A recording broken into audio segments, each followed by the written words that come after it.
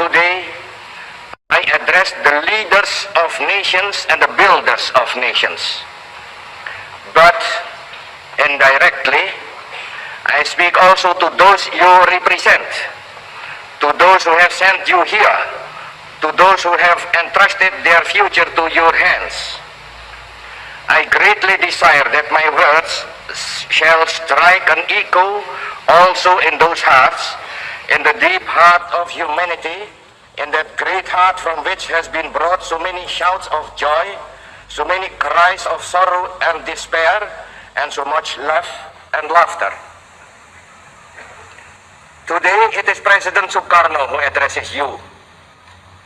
But more than that, though, it is a man, Sukarno, an Indonesian, a husband, a father, a member of the human family.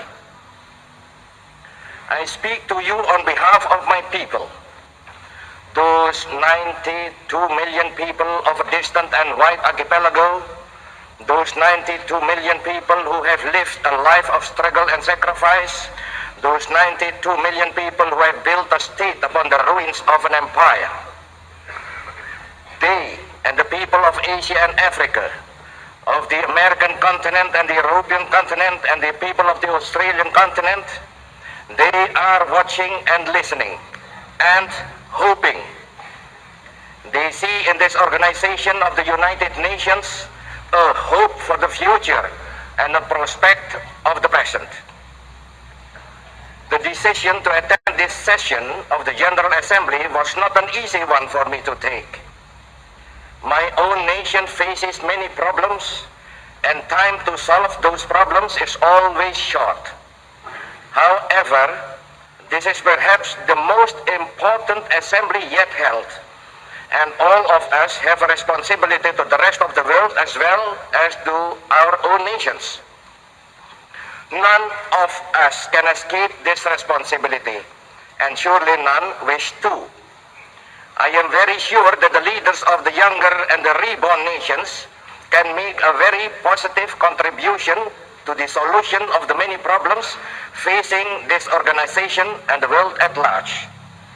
Indeed, I am confident that man may once again say, the new world is called to redress the balance of the old. It is clear today that all major problems of our world are interconnected. Colonialism is connected to security. Security is connected to the question of peace and disarmament. Disarmament is connected to the peaceful progress of the underdeveloped countries. Yes, all are connected and interconnected. If we succeed in finally solving one problem, then the way to the solution of all the others will be open. If we succeed in solving, for example, the problem of disarmament, then the necessary funds will be available to assist those nations which so urgently need assistance. 5 years ago, 29 nations of Asia and Africa sent their representatives to the Indonesian city of Bandung. 29 nations of Asia and Africa. Today, how many free peoples are there? I will not count them, but look around this chamber now. Then tell me whether I am right or not when I say that this is the time of the building of nations and the time of the emergence of nations. Yesterday, Asia, and that is a process not yet completed. Today, Africa, and that too is a process not yet completed. We are determined that the fate of the world, which is our world, will not be decided above our heads or over our bodies. It will be decided with our participation and cooperation. Decisions vital to the peace and future of the world can be decided here and now. Here are heads of state and heads of government gathering in one place. There is the framework of our organization. I very sincerely hope that no questions of rigid protocol and no narrow feelings of hurt personal or national feelings will prevent this opportunity from being used fully. A chance like this does not come often. It should be fully exploited. We have a unique opportunity now for combining private and public diplomacy. Let us grasp that opportunity. It may not come again. I am very well aware that the presence here of so many heads of state and heads of government meets the hopes of millions of people. They can take vital decisions on establishing a new look for our world and consequently also a new look for the United Nations. It is appropriate now to consider the position of the United Nations in relation to this era of nation building and new nationhoods. I tell you this, for a newly born or a newly reborn nation, the most precious possession is independence and sovereignty. Perhaps it may be, I don't know, but perhaps it may be that this sense of holding the precious jewel of sovereignty and independence is confined to the nations newly awakened. Perhaps as generations pass, the sense of pride and achievement grows dim. It may be so, but I don't think so. This is an international body.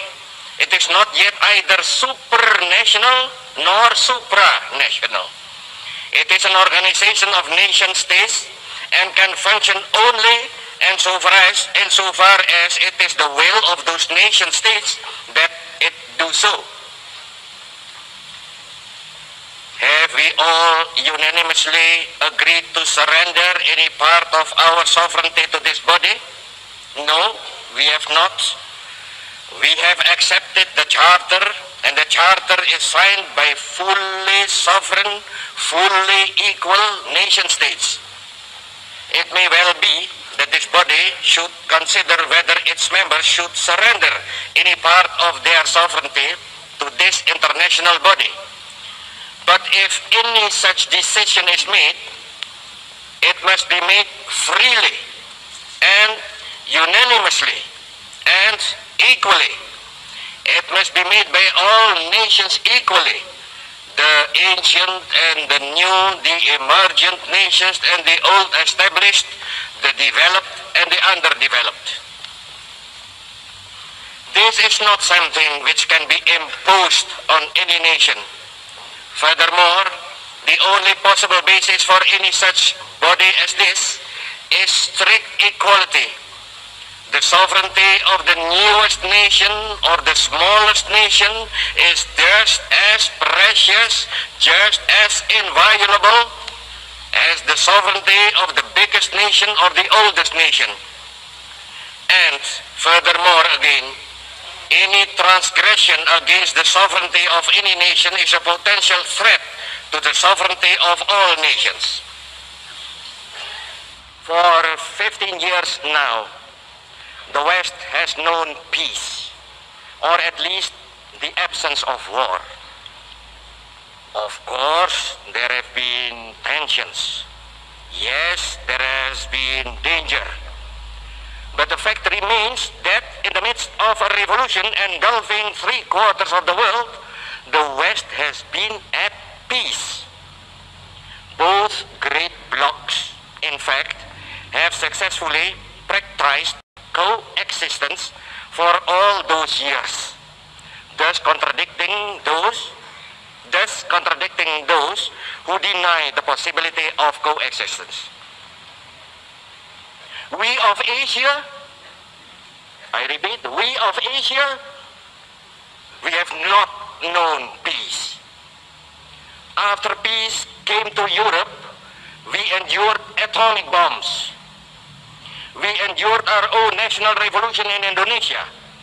We endured the torment of Vietnam. We suffered the torture of Korea. We still suffer the agony of Algeria. Is it now to be the turn of our African brothers? Are they to be tortured while our wounds are still unhealed? And yet, the West is still at peace. Do you wonder that we now demand, yes, demand respite from our torment? Do you wonder that now my voice is raised in protest? We, who were once voiceless, have demands and requirements. We have the right to be heard. We are not subject of barter, but living and virile nations with a role to play in this world and a contribution to make. Imperialism is not yet dead. People sometimes say imperialism and colonialism is dead. No, imperialism is not yet dead. It is dying. Yes, the tide of history is washing over its battlements and undermining its foundations. Yes, the victory of independence and nationalism is certain. Still, and mark my words well, the dying imperialism is dangerous as the wounded tiger in a tropical jungle.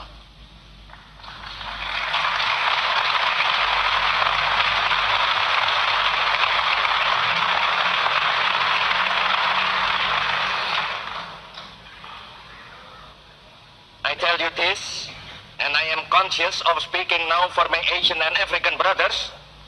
The struggle for independence is always justified and always just. Those who resist that irresistible onward march of national independence and self-determination are blind. Those who seek to reverse what is irreversible are dangerous to themselves and to the world. Until these facts, and they are facts, are recognized, there will be no peace in this world and no release of tension. I appeal to you, please place the authority and the moral power of this organization of states behind those who struggle for freedom. Do that clearly, do that decisively, do that now, do that, and you will gain the full and wholehearted support of all men of goodwill. Do that now, and future generations will applaud you. I appeal to you, to all members of the United Nations, move with the tide of history. Do not try to stem that tide. Then it is the testing of those weapons. I know that there is scientific disagreement about the genetical effect of those tests. That disagreement, however, is in terms of the numbers affected. It is agreed that there are evil genetical effects. Have those who authorize the test ever seen the results of what they do? Have they looked at their own children and thought about those results? At the present time, the testing of nuclear weapons is suspended. Not, mark you well, not forbidden, but only suspended. Let that fact serve as a beginning then. Let that fact serve as the basis for prohibition of testing and then for real disarmament. Before leaving the subject of disarmament, I must make one more comment. To speak of disarmament is good. Seriously, to attempt the making of a disarmament agreement would be better. Best of all would be the implementation of an agreement on disarmament. However, let us be realistic. Even the implementation of a disarmament agreement would not guarantee peace to this sore and troubled world. Peace will come only when the causes of tension and conflict are removed. If there is a cause for conflict, then men will fight with pointed sticks if they have no other weapon. I know because my own nation did that very thing during our struggle for independence. We fought then with knives and pointed sticks. In order to make peace, we must remove the causes of tension and of conflict. That is why I spoke deep from my heart about the necessity of cooperation to bring about the final inglorious end of imperialism. Where there is imperialism and where there are simultaneously armed forces, then the position is a dangerous one indeed. Again, I speak from experience. That is the situation in West Irian. That is the situation in the 1/5 of our national territory which still labors under imperialism.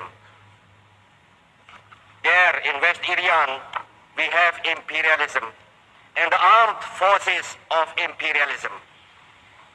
Bordering that territory, our own troops stand guard by land and sea. Those two bodies of troops face each other.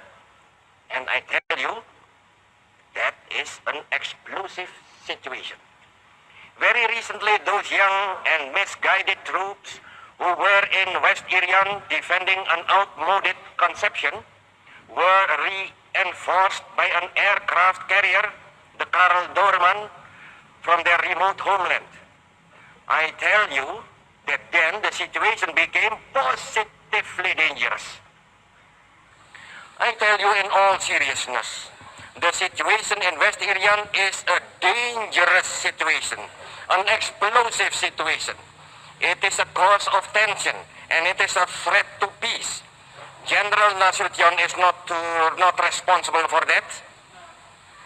Our soldiers are not responsible for that. Sukarno is not responsible for that. Indonesia is not responsible for that. No. The threat to peace springs directly from the very existence of colonialism and imperialism. Remove those checks to freedom and emancipation, and the threat to peace disappears. Eradicate imperialism, and the world becomes immediately and automatically a cleaner place, a better place, a more secure place. Build the world fit for the dreams and the ideals of humanity. Break now with the past, for the day is at its dawning. Break now with the past, so that we can justify ourselves with the future. I pray God Almighty will bless and guide the deliberations of this assembly. I thank you all.